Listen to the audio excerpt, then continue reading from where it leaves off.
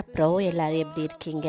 நம்ம செப்டம்பர் அக்டோபரில் இந்த டியூலிப் கிழங்கெல்லாம் நட்டு வச்சது அழகாக வந்துடுச்சு இப்போ. அப்புறம் அந்த ஜாதி முல்லை கொடி வந்து வச்சது கொடி நல்லா படர்ந்து வந்துச்சு. ஆனால் இந்த விண்டருக்கு அது தாங்கலை, காஞ்சிடுச்சு. அப்புறமா நம்ம அப்ராடு வந்தோம்னாவே மண்டையில் இருக்கிற முடி எல்லாம் போயிடும். ஃபஸ்ட்டு நான் வந்தப்போ பழைய வீடியோஸ் எல்லாம் பார்த்தா தான் என்னோடய ஹேர் எப்படி இருக்குது இப்போ எப்படி இருக்குன்னு பார்த்தா ரொம்ப கவலைப்பட்டேன். ஹேரை ஷார்ட் பண்ணிக்கிட்டேங்கிறது வேற, ஆனால் அடர்த்தி ரொம்ப கம்மியாச்சு. நம்ம எந்த கம்பெனிலேருந்து வாட்டர் நம்ம எடுத்துருக்குறோமோ அந்த கம்பெனியில் போய் ஆப்பில் போய் நம்ம வந்து வாட்டர் லெவல் செக் பண்ணலாம், சால்ட் லெவல் எவ்வளோ இருக்குது அப்படின்னு.